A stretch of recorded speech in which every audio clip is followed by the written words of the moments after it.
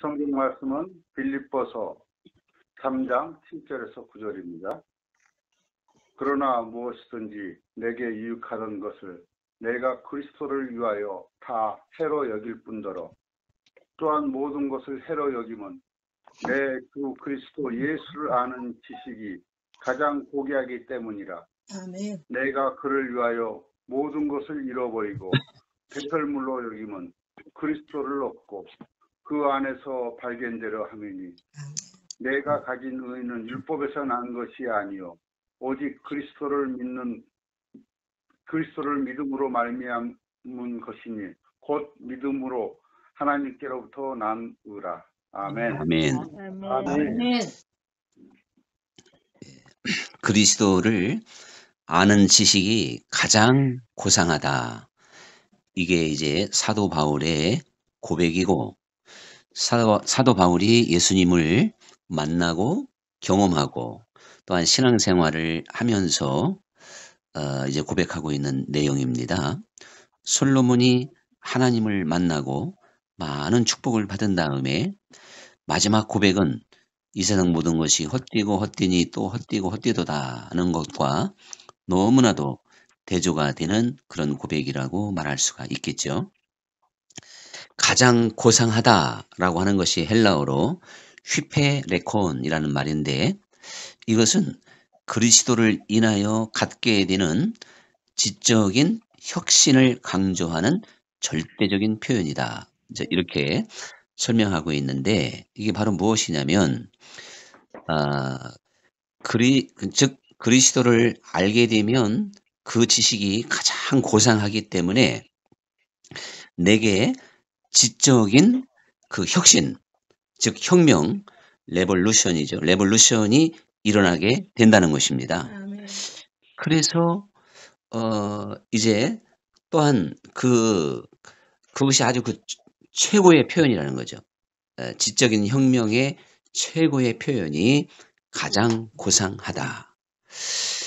이렇게 됐을 때 지금까지 내가 의로 여기고 자랑했던 것들이 오히려 해롭게 여겨지고 자랑했던 것을 오히려 배설물로 여길 수가 있는 것입니다. 아멘.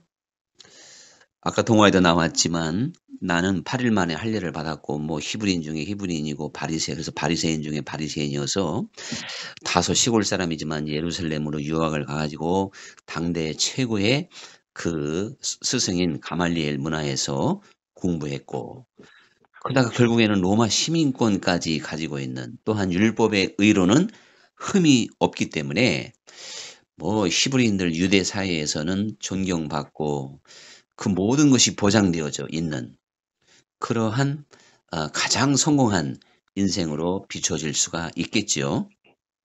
그래서 바울도 그것을 늘 자랑했고 그것을 자기의 의로 여기고 정말 자부심을 가졌지만 결국 그리스도 안에서 보니까 오히려 그것이 주님께 가까이 나아가지 못하게 했고, 그래서 해가 됐고 결국 그래서 배설물과 같이 버릴 수밖에 없다.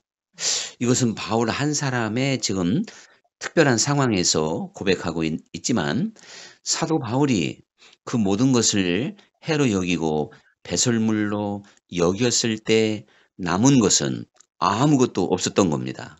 한 사람의 전도 여행자로 춥고 배고프고 갇히고 핍박받고 결혼도 하지 않고 고난받는 사람으로 남게 됐어요.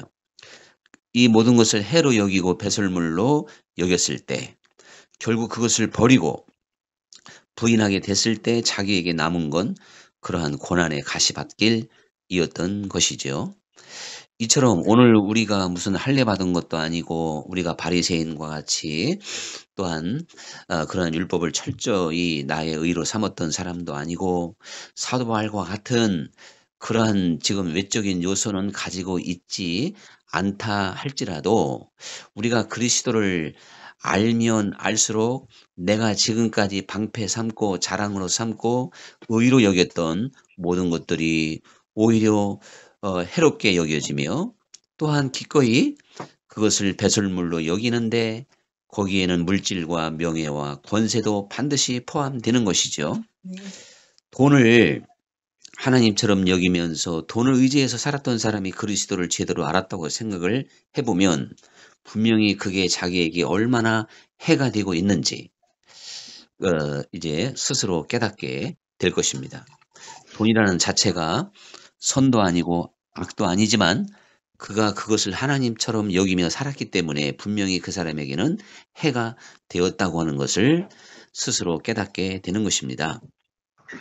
우리가 그리스도를 이제 알므로, 즉 예수님을 믿는다고 하는 것은 주님의 복음의 말씀을 듣고 성경을 통해서 그래서 예수님을 알게 되는데, 이렇게 예수님을 아는 삶을 통해서 내가 버린 것이 무엇이 있나를 사실은 생각해 봐야 됩니다. 아멘. 예수님을 내가 오래 믿었고 그래서 목사님이 되고 뭐 장로님, 권사님이 되었는데도 내가 이 세상 것이 내게 뭐가 해가 되는지, 그래서 내가 버린 것이 별로 없다면, 또 잃은 것도 없다면 사실은 이제 변한 것이 전혀 없다, 이렇게 여겨지는 것이 당연하겠죠.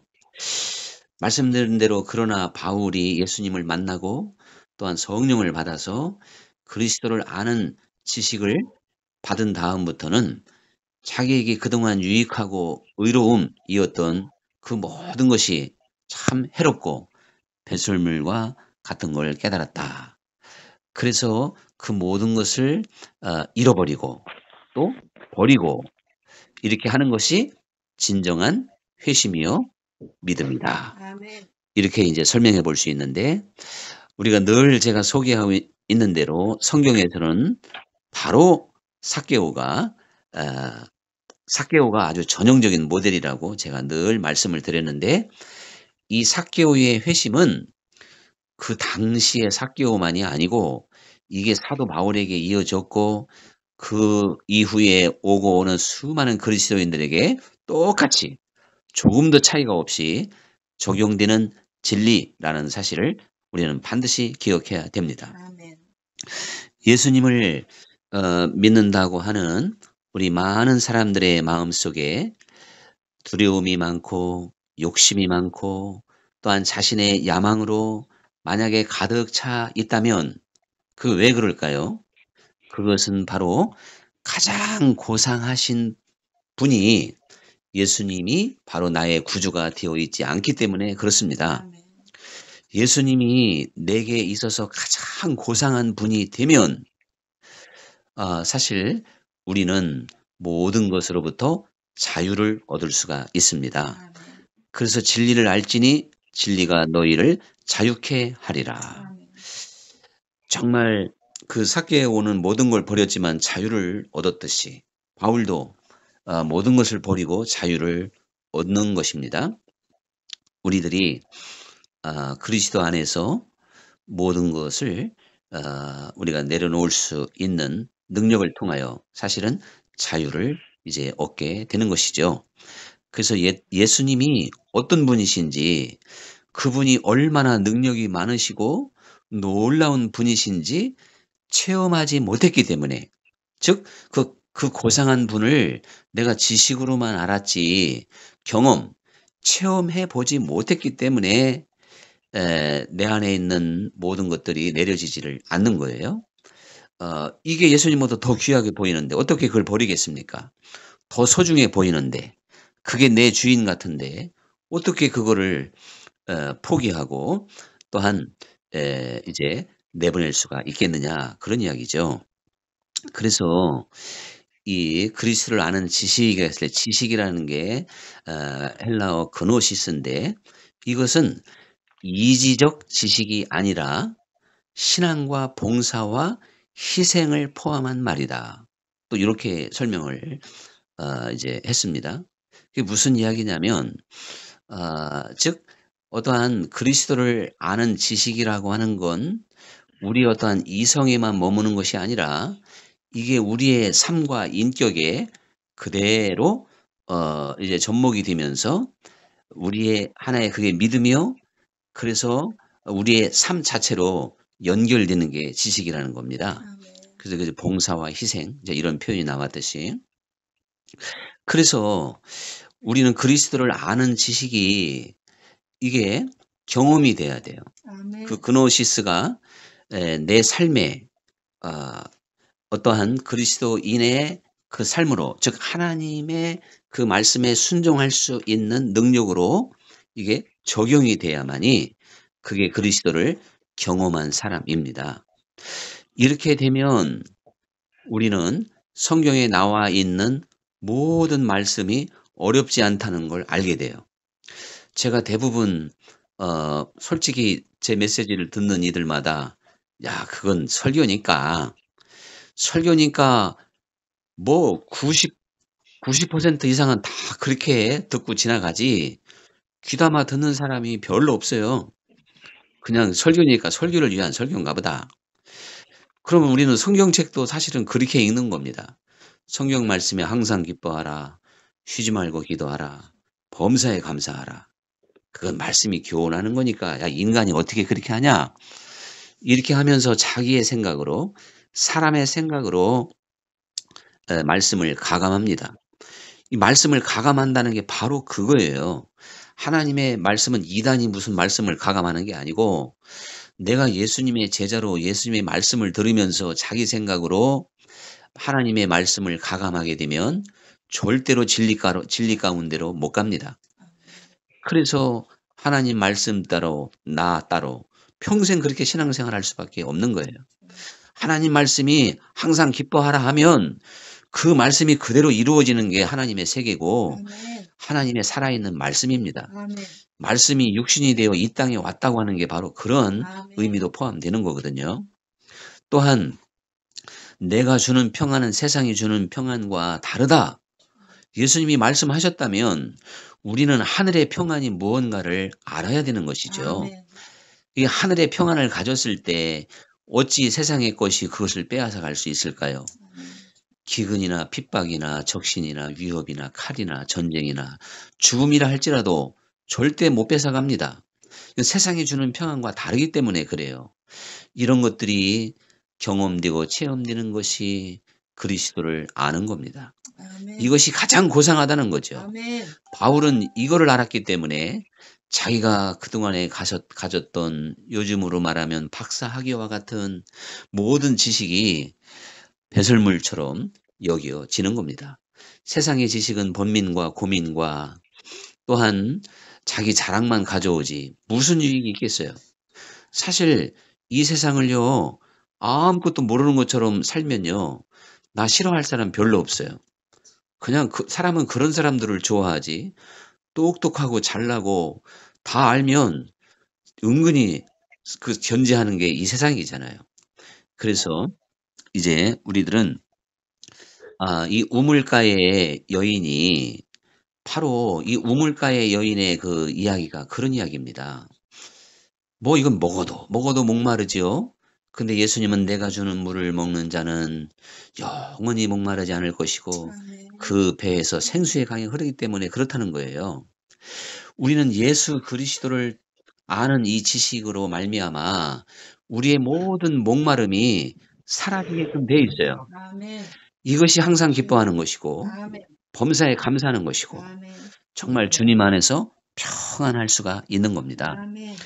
그때 이 우물가의 여인은 아직도 모르고 주님 그 물을 좀 제게 주셔서 여기 우물물 좀 길르지 오지 않게 해달라고 매일매일 우물물을 길러 올라가니까 이웃 사람들 만나야 되고 어떤 때는 귀찮기도 하고 참 사람 만나는 게 괴로운데 얼마나 이게 고통이겠어요. 그러니 예수님이 참 복음을 말씀하시는 거예요. 너 여기 우물가에 물 길러 오지 않아도 된다. 이렇게 알아들었기 때문에 이 여인은 예수님께 그런 요청을 했지요.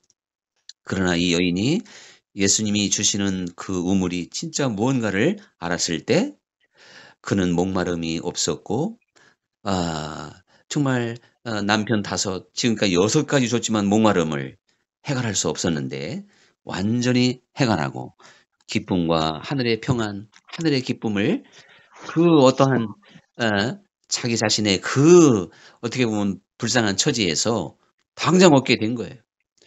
바로 하늘의 기쁨과 평안은 우리가 그리스도를 아는 지식 안에서 아멘. 언제든지 내가 고난 가운데 있든지 고독한 가운데 있든지 지금 죽음 직전에 있다 할지라도 얻을 수가 있는 겁니다. 아멘. 우리가 그리스도를 아는 지식을 갖게 되면요.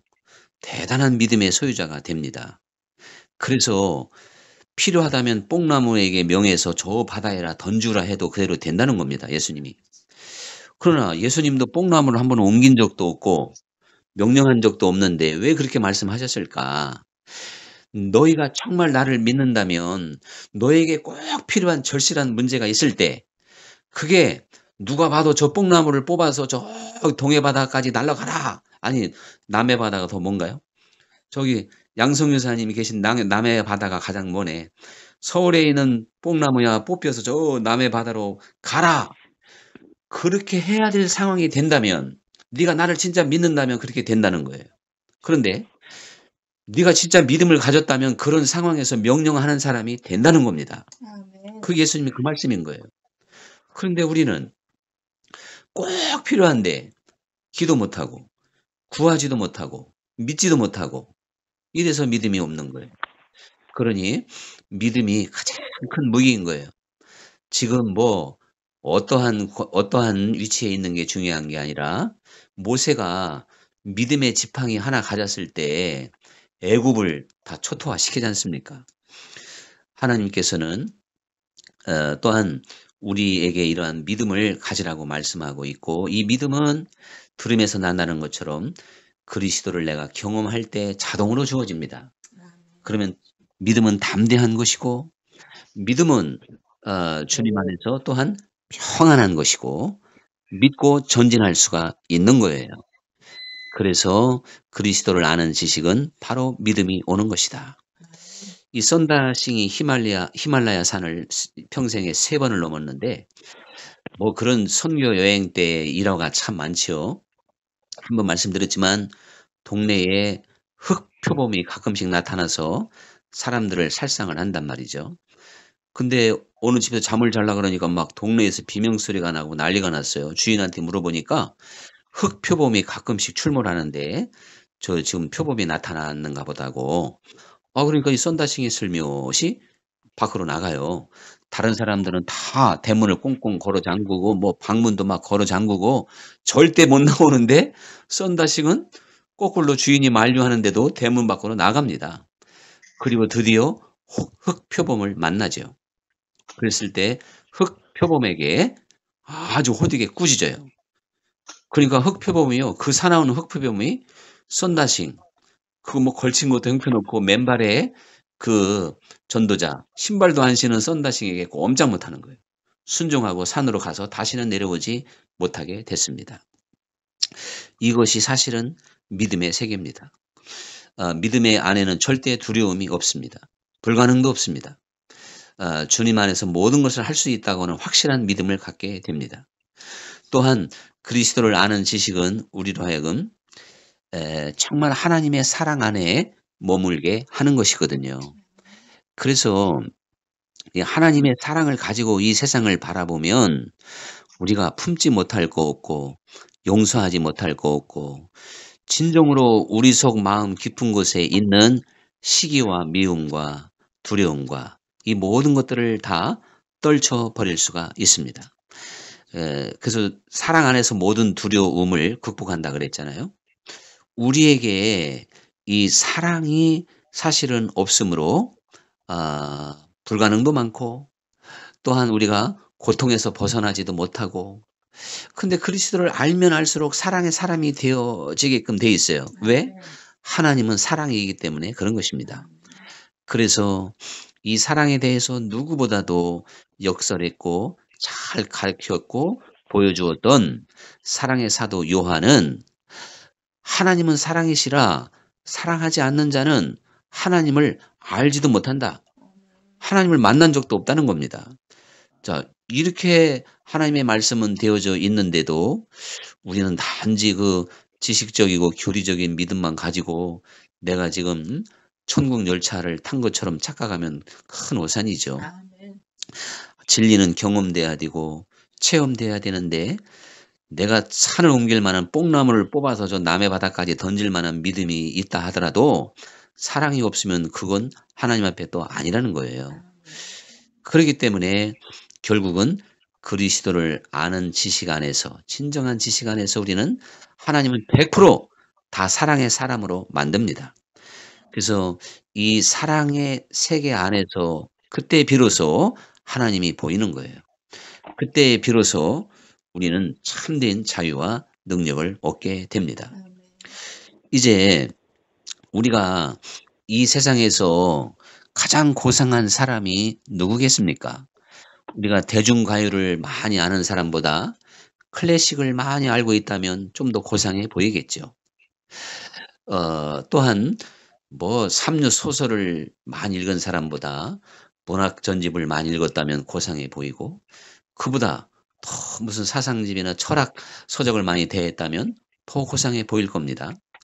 그런데 또 내가 누구를 만났느냐에 따라서 그 사람이 또 달라질 수도 있는데, 우리가 유유상종이라는 말이 있듯이 그 사람과 친한 친구를 보면 그 사람을 알 수 있다는 말이 있지 않습니까?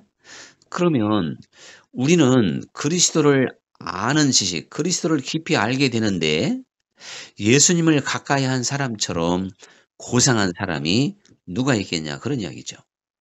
그래서 우리는 정말 그리스도를 알므로 참으로 고상한 사람이 되는데, 예수님께서는 너희가 내게 와서 나를 배우면 온유한 사람이 될 것이다. 또 겸손한 사람이 될 것이다. 또 사랑의 사람이 될 것이다. 사실은 그렇게 뭐 다 있겠지만 이 안에 다 포함이 됩니다. 근데 예수님은 직접 나는 마음이 온유하고 겸손하니 너희는 내게 와서 배워라. 그리하면 쉼을 얻으리라. 근데 수고하고 무거운 짐을 예수님이 받아준다는데 아무리 믿어도 언제 예수님이 받아주냔 말이에요. 근데 예수님은 조건을 달았다니까요. 네가 온유하고 내게 와서 온유와 겸손을 배우면 그때 수고하고 무거운 짐이 벗어진다는 겁니다. 사실 우리가 불편하고 힘든 건 교만해서 그런 것이고 온유하지 못해서 그렇다는 걸 우리가 잘 알고 있잖아요. 그래서 팔복의 말씀 가운데 온유한 자는 복이 있나니 저희가 땅을 기업으로 받을 것이요. 이게 무슨 이야기냐면, 온유하면 뭐 이 세상 땅, 뭐 비싼 땅을 다 기업으로 받는다는 게 아니라 사람이 이 세상에 사람을 얻는다는 거죠. 모두가 내가 설 수 있는 자리가 된다는 겁니다. 근데 사나운 것일수록 다 쉽게 말하면 속세에서 쫓겨나 있잖아요. 가장 깊은 곳에 사는 게 호랑이입니다. 그리고 사납지 않은 고양이나 개나 애완견은 아주 안방까지 와서 살아, 안방까지. 그러니까 우리가 온유한 자가 되면 모든 사람과 통하게 돼요. 내가 다 설 수 있는 땅이 되기 때문에 땅을 기업으로 받을 것이다. 이렇게 주님께서 말씀을 하시게 된 겁니다. 이제 우리들이 정말 가장 고상한 사람, 누가 봐도 온유하면 고상한 사람이에요. 또 겸손한 사람, 고상한 사람이에요. 그거보다 비교할 수 없는 게 역시 사랑의 사람이잖아요. 그 우리는 아무리 뭐 이 세상에서 만약에 큰 목회를 했어도요, 손양원 목사님처럼 존경받는 사람 별로 없고요. 왜? 손양원 목사님은 사랑의 원자탄이라고 하는 별명을 이제 받기까지 정말 사랑을 실천했기 때문에 누구도 손양원 목사님에 대해서는 이의를 제기하지 못합니다. 우리 한국의 초대 기독교 사회에 보면, 초대교회 시절을 보면 최흥종이라는 분이 있어요. 아마 잘 모르실 거예요. 근데 이분은 평생 나 환자들을 돌보는 이제 그런 일들을 했어요. 근데 이분이 처음부터 그렇게 된 게 아니고, 어느 날 선교사와 함께 이렇게 이제 길을 가는데 추운 겨울에 그때 당시에 그 한센병 환자가 추위에 덜덜덜 떨면서 막 도와달라고, 어떤 여인인데 그렇게 간청을 해요. 거의 뭐 추위와 굶주림에 죽기 직전인 거예요. 그런데 옛날에 우리가 옛날 말로 문둥병에 걸렸다면 다 뭐 집에서 동네에서 쫓겨나잖아요. 그리고 그런 한센병자가 나타나면 막 모래 뿌리고 돌 던지고, 참 저도 어린 시절에 우리 어렸을 때 가끔씩 그 문둥병 우리 동네에 나타난 적은 제가 못 봤는데 그런 얘기를 많이 들었어요. 문둥병자 만나걸랑 돌 던져라. 또 모래 뿌려야 이제 나 환자는 아프지 않기 때문에 모래를 뿌려야 아파한다. 모래를 가장 싫어한다. 그러면서 뭐 어른들이 가르쳤어요. 예? 왜 그러냐면 그때 그 한센병자들이 아이들을 잡아서 뭐 간을 먹으면 낫는다. 뭐 그렇게 막 그런 말이 떠돌았기 때문에 그래서 이제 핍박을 받게 된 거죠. 그런데 이 선교사는요, 아무런 꺼리낌이 없이 바로 그 여인에게 가서 추운데 자기 외투를 벗어서 딱 걸쳐주더니 자기 말에 불끈 안아가지고 뭐 이제 가냘픈 여인이니까 혼자 안을 수가 있죠. 안아가지고 그 말 위에 앉히고 그리고 끌고 가는 거예요, 이제. 그 숙소까지요. 그리고 그 선교 센터에 와서 잘 돌봐주기 시작하는데 그게 소문이 나서 점점점 이제 많은 사람이 오게 되고 결국 그 일을 도맡아서 할 수 있었던 분이 최흥종이라는 분인데 근데 그 다음날 말이죠. 이 선교사가 그 여인이 짚었던 지팡이를 피고름이 묻은 지팡이를 이 최흥종이라는 분에게 잡아서 그 여인에게 주라고 이제 그렇게 일부러 시킨 거예요. 그러니까 뭐 그 한센병이 옮을까봐 뭐 자기 딴에는 믿음이 있다고 생각했는데 그걸 못하는 거예요. 벌벌 떨면서. 그래서 선교사가 가르쳤어요. 이 한센병은 혈액으로 전달되기 전에는 절대 옮기지를 않습니다. 그래가지고 뭐 제가 좀 죄송합니다만은 이 한센병을 시험하기 위해서요. 부부가 이렇게 잠을 자도 안 옮겼다는 겁니다. 그리고 이제 그렇게 다 옮겨주지 않는 게 한센병이라는 거예요. 근데 혈액을 통해서 그 피고름이 혈액에 접촉이 되면 그때 이제 옮겨지게 된다는 것이죠. 그런 것들을 이야기를 이렇게 이제 해주니까 뭐 이해는 가지만 그 처음에는 참 찜찜하고 힘들고 어려웠는데요. 나중에는 그게 자기의 사명으로 언제나 그들을 돌봤기 때문에 참 위대한 우리 초대 교회사의 인물로 이렇게 기록이 되었던 것도 사실입니다. 그리고 정말 우리는 알려지지 않은 제가 최근에 접했던 이혜종이라는 분도 대단한데 다음에 한번 소개를 해보고요. 또 우리가 잘 아는 이용도 목사님도 정말 이게 사랑의 사도예요. 사랑의 사도. 그래서 유명한 부흥사였기 때문에 사실은 오늘날로 말하면 수입도 많았어요. 그런데 오다가 다 나눠주고 집에는 가져오는 게 언제나 없었다는 겁니다. 그 어느 날 이제 이렇게 사실 집에 오면서 또 거지를 만났어요.